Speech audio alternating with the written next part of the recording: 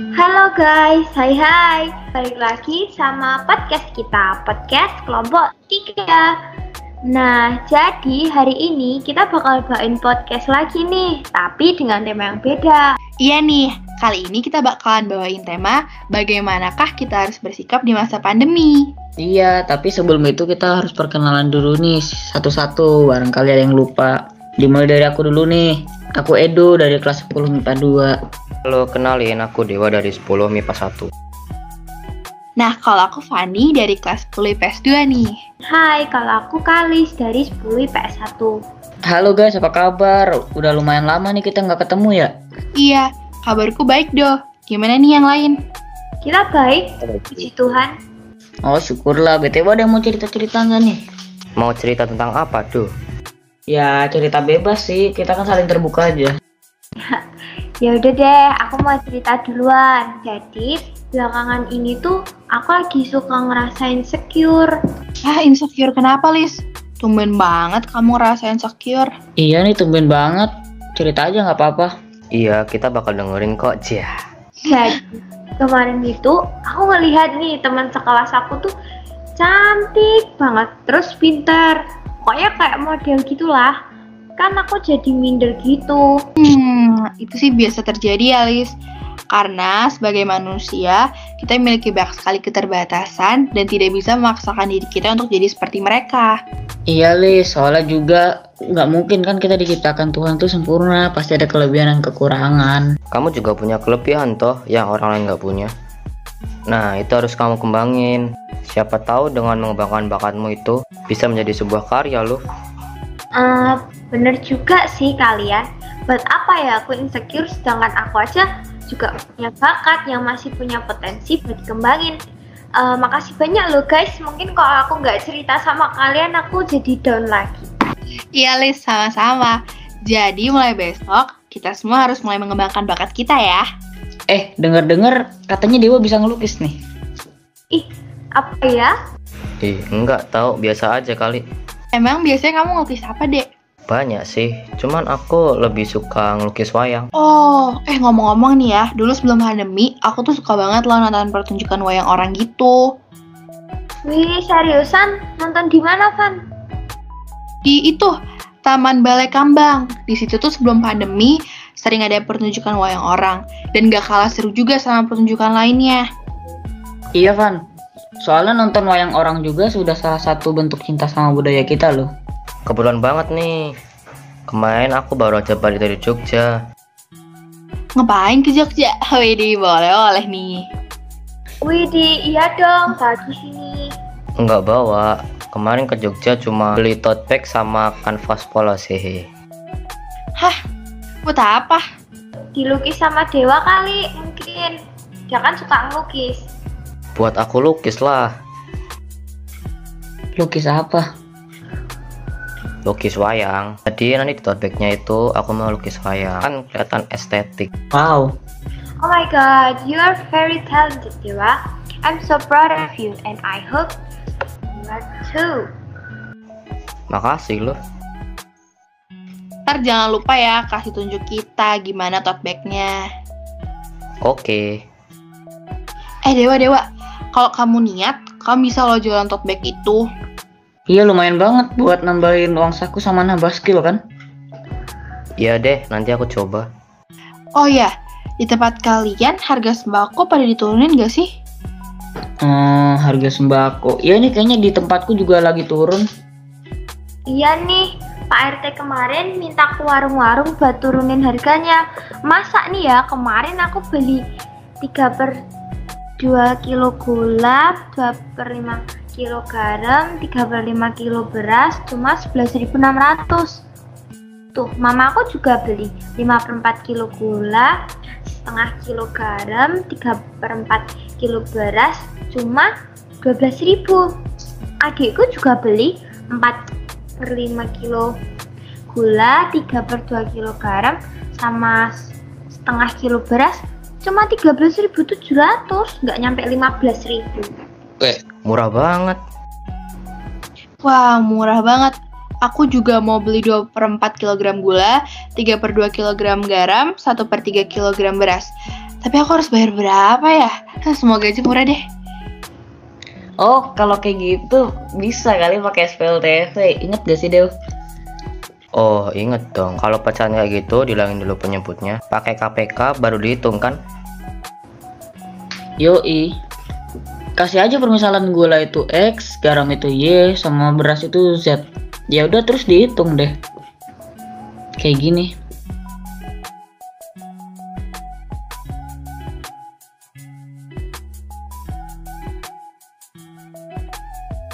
Nah, kan kamu beli 2/4 kg gula, 3/2 kg garam, 1/3 kg beras, masukin angkanya tadi.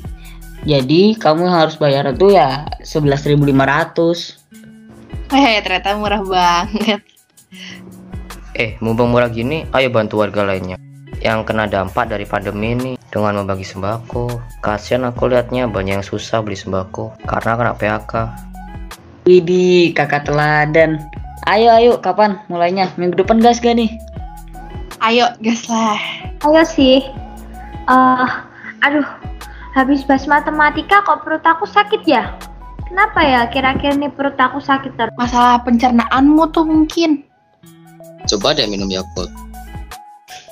Gak suka Yakult tahu, kan katanya Yakult itu susu basi. Ya emang terbuat dari susu, tapi nggak susu basi juga. Rasa Yakult kayak gitu karena ada bakteri namanya LCC. LCC itu bakteri yang tidak memiliki alat gerak dan spora dan termasuk bakteri anaerob. Struktur dari LCC itu seperti kapsul atau batang tunggal. LCC itu bisa mencegah gangguan pencernaan, meningkatkan daya tahan tubuh, mengurangi racun dalam usus, plus membatasi jumlah bakteri yang merugikan dalam usus. Jadi Yakult itu penting banget untuk pertumbuhan tubuh di masyarakat. Hah, kok bisa karena bakteri itu Yakult rasanya jadi kayak gitu ya? Jadi Yakult itu menggunakan starter LCC yang diinkubasi dalam suhu 43 derajat Celcius selama kurang lebih 4 jam. Nah, nanti dalam proses pembuatannya, susu skim dan gula akan difermentasikan dengan LCC. Fermentasi dilakukan selama 6-9 hari, nanti LCC akan bereproduksi sampai jumlah ideal mereka. Dipanaskan pada suhu lebih dari 140 derajat Celcius untuk membunuh spor dalam susu. Oh, jadi gitu ya? Lama juga prosesnya? Berarti bukan susu basi dong. Ya emang ngaco itu rumornya.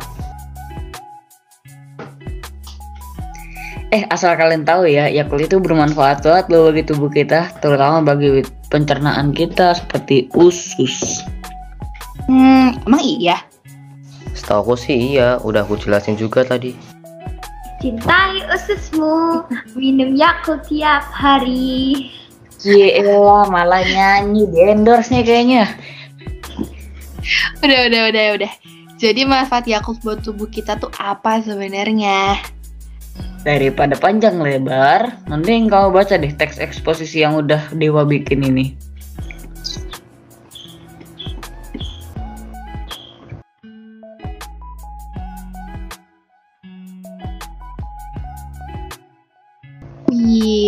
Thank you for the information. You are great at figuring it out. Wah, dengar pujian bahasa Inggris, aku jadi inget. Kemarin aku lihat status kamu, Van. Kamu pergi ke New York ya? Keren banget tahu. Iya, di sana ada Times Square New York. Gila, di sana tuh bener-bener canggih banget teknologinya. Waduh, berarti pemerintahan Amerika bagus banget dong nih ya. Iya tuh, tata kelola pemerintahan dianggap baik dan tanggap akan kebutuhan stakeholder dan adanya transparansi. Iya, pemerintah Indonesia juga lagi berusaha. Lihat aja nih, pemerintah Indonesia dorong pemanfaatan teknologi. SPBE memberikan pelayanan yang efisien dan efektif kepada masyarakat. Oh, berarti kita bisa mengakses informasi-informasi yang secara tidak langsung ikut memberikan pengawasan kepada pihak-pihak yang bertanggung jawab dong. Alah, nggak usah jauh-jauh sampai ke teknologi. Pemerintah Indonesia saja sudah tanggap dengan mengendalikan harga sembako. Jadi kebutuhan pokok Indonesia juga bisa terpenuhi. Berarti kita juga harus turut serta dalam mengelola pemerintahan dengan baik dong. Dengan menyampaikan pendapat melalui demo yang tertib dan damai, atau juga bisa mengikuti pemilu. Kita aja belum cukup umur untuk ngomongin gituan. Oh iya, lupa masih kecil. Eh, tahu nggak? Kasus COVID akhir-akhir ini kan lagi naik-naiknya nih. Kalian tuh kalau keluar-keluar harus bener-bener jaga protokol kesehatan loh. Iya bener tuh, sebelum ngapa-ngapain kita harus cuci tangan dulu. Terus kalau misal masuk ke tempat umum jangan lupa cek suhu juga sama jaga jarak. Bener tuh, kayak gitu dilakuin bertujuan untuk mengurangi kasus COVID di Indonesia. Iya, dengan ngelakuin itu kita juga dapat manfaatnya loh. Kalau kasus COVID juga kita akan mulai longgar beraktivitas. Tapi kok masih ada aja ya masyarakat yang nggak mau patuh. Nanti kalau ada PPKM marah-marah nyalain pemerintah. Tapi masyarakat sendiri dikasih tahu susah nggak mau jaga protokol. Nah, Kayak mereka itu nggak sadar sama tindakan sosial yang mereka lakuin ya. iya nih, protes terus. Tapi ada loh kabar baik, Indonesia sekarang sudah masuk zona hijau menurut WHO. Widih, mantap nih. Ini pasti gara-gara PPKM. Di satu sisi juga ada manfaatnya. Pemerintah ambil tindakan ini nggak salah sih, soalnya buktinya berbuah. Tapi efek PPKM, kita nih hubungan pertemanannya kayak ada yang renggang gitu nggak sih? Iya nih, soalnya kan nggak bisa ketemu langsung tuh. Terus komunikasinya mungkin nggak jalan ya. Iya sih, padahal kan syarat interaksi sosial yang lancar itu kan komunikasi lancar ya kan? Kontak sosial juga perlu sih, tapi kan di masa pandemi kayak gini belum bisa. Iya, maka dari itu komunikasi itu penting banget buat jaga hubungan antar teman tetap lancar jaya. Oh iya, kayak yang tadi berita yang kasih tahu Dewa tuh, di Indonesia udah masuk zona hijau. Itu masih nggak habis pikir sih, keren banget. Kerjasama antara pemerintah sama masyarakat yang kuat banget dan hebat, soal masih banyak tuh negara lain yang masih zona merah. Iya tuh, maksudnya nanti ke interaksi sosial asosiatif. Tapi sayang, ada bagian di mana masyarakat sama pemerintah tuh nggak bisa kerja sama. Yang kayak tadi tuh masalah PPKM. Rakyat bilangnya pemerintah mau matiin usaha orang-orang kecil. Tapi pemerintah kan pasti punya alasan sendiri biar kasus COVID-nya turun. Nah dari situlah pendapatnya nggak bisa bersatu. Iya, jatuhnya kayak konflik gitu ya. Masuknya interaksi sosial disosiatif sih. Nah iya betul. Indonesia bisa masuk zona hijau karena pasti berawal dari keinginan setiap individu berlepas terus bebas dari situasi kayak gini kan. Jadi satu persatu mulai peka gitu loh. Nah betul banget. Terus individu-individu ini gabung jadi satu. Anggap aja kelompok masyarakat sama kelompok pemerintah. Nah ini itu udah gabung, udah hubungan antar kelompok bersatu buat mewujudkan keinginan yang sama. Iya, dari sinilah hubungan sosial itu terjadi. Yoi. Guys, bahas kayak gini, aku kemarin juga sempet loh belajar fisika. Kalian belajar nggak nih? Ya aku sih udah pasti lah. BTW kamu belajar fisika tentang apa, Lis? Iya tentang apa nih Lis? Cielah, sekarang rajin belajar nih ye. Iya dong, sekarang aku juga belajar fisika meskipun aku anak IPS. Kalau pertemuan yang lalu, aku cuman dengerin. Sekarang aku udah bisa jelasin nih. Kemarin lagi belajar fisika tentang apa, Lis? Kemarin apa ya? Oh, iya benar, tentang gerak parabola. Ingat. Kalau boleh tahu nih, gerak parabola tuh apa ya? Nah, jadi gerak parabola itu suatu gerak yang lintasannya berbentuk parabola, disebut gerak parabola. Gerak parabola disebut juga perpaduan gerak antara gerak lurus dengan kecepatan tetap atau bisa dikenal GLB dan gerak lurus dengan kecepatan berubah beraturan atau GLBB. Oh alah, begitu toh. Emang kamu tahu parabola itu yang bagaimana? Aku sih tahu lah, kayak antena parabola itu kan. Lis, kalau menghubungkan gerak parabola dengan kehidupan sehari-hari, kita bisa nggak ya? Maksudnya nih, ada nggak contohnya? Kan kita sedang berada di tengah pandemi COVID nih. Oh, itu mah jelas ada. Apa tuh kalau boleh tahu? Kalau boleh tahu. Nih, kan kita ini sedang berada di tengah pandemi kan. Nah, terus kita butuh yang namanya olahraga. Misal kita berolahraga dengan main basket. Ketika kita ngelempar bola, kita otomatis sudah menggunakan konsep gerak parabola loh. Contohin dong. Iya, contohin dong, Lis. Misal, aku ngelempar bola basket dengan kecepatan awalnya 10 meter per sekon dengan sudut elevasinya 53 derajat. Aku berdiri pada jarak 6 meter dari ring.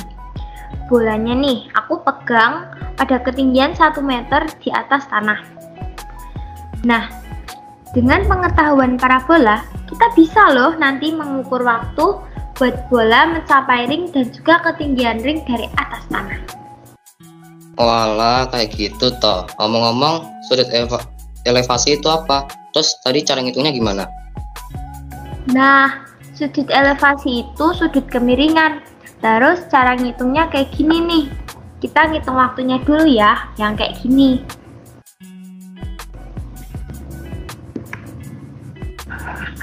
Walah, kalau main basket sambil belajar fisika itu hitung-hitung ya. Jadi belajar menyehatkan. Oh iya, bener banget, bener. By the way, makasih ya Kalis atas penjelasannya. Aku sekarang jadi ngerti. Sama-sama. Waduh, pembahasan kita hari ini nggak kalah seru ya sama pembahasan kemarin. Ngobrol asik gini, otaknya jadi keisi nih. Ya udah deh guys, sampai sini aja ya ngobrolnya. Sampai ketemu di podcast kita selanjutnya. Dadah! Dadah. Dadah. Makasih guys.